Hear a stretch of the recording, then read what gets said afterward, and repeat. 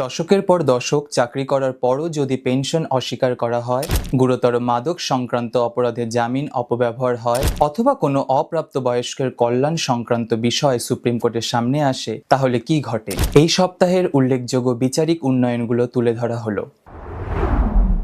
2026 সালের 1 জুন Bhikani Devi and etcetera versus union of India and others মামলায় সুপ্রিম কোর্ট রায় দেয় যে অস্থায়ী মর্যাদাপ্রাপ্ত ক্যাজুয়াল শ্রমিকরা আনুষ্ঠানিক নিয়মিতীকরণের আদেশ না থাকলেও অবসর গ্রহণের পর পূর্ণ পেনশনের অধিকারী। মামলাটি বিহারের ডাক বিভাগের নাইট গার্ডদের নিয়ে, যাদের 4 দশকের বেশি সেবা সত্ত্বেও সরকারি নিষ্ক্রিয়তার কারণে পেনশন থেকে বঞ্চিত করা হয়েছিল। আদালত পর্যবেক্ষণ করে যে পেনশন কোনো প্রশাসনিক অনুগ্রহ নয়, এটি সংবিধানের অনুচ্ছেদ 300A এর অধীনে একটি অর্জিত সাংবিধানিক অধিকার। আমলাতান্ত্রিক বিলম্ব কোনো নাগরিকের কল্যাণমূলক অধিকারকে বিলুপ্ত করতে পারে না। 2026 সালের 2রা জুন state of Punjab versus Balraj Singh Billa মামলায় সুপ্রিম কোর্ট এক অভিযুক্তের জামিন বাতিল করে, যিনি জেলের ভেতর থেকেই বাণিজ্যিক মাদক চক্র পরিচালনা করেছিল। বেঞ্চ রায় দেয় যে বাণিজ্যিক পরিমাণের মাদক সংক্রান্ত মামলায় NDPS অ্যাক্ট এর ধারা 37 এর কঠোর দ্বৈতসত্ত্ব উপেক্ষা করা কোনোভাবেই গ্রহণযোগ্য নয়।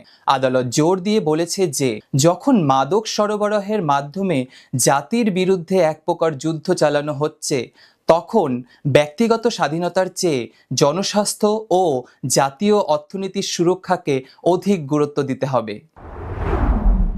এরপর 2026 সালের 3রা জুন Shefali Chakraborty versus the state of West Bengal মামলায় সুপ্রিম কোর্ট এক মাকে তার অপ্রাপ্ত বয়স্ক পুত্রের সম্পত্তি সংক্রান্ত একটি ডেভেলপমেন্ট এগ্রিমেন্ট প্রবেশের অনুমতি দেয় এবং নিম্ন আদালতগুলোর প্রত্যাখ্যানমূলক সিদ্ধান্ত বাতিল করে।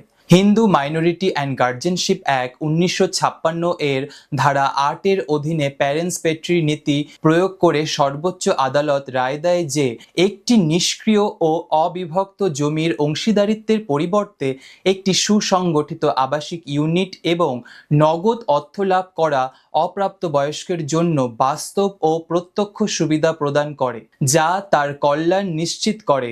আদালত এই শর্তে লেনদেনের অনুমতি দেয় যে অপ্রাপ্তবয়স্কের 10 লক্ষ টাকার অংশ একটি জাতীয়কৃত ব্যাংকে সুরক্ষিতভাবে জমা থাকবে যতক্ষণ না সে প্রাপ্তবয়স্ক হয়।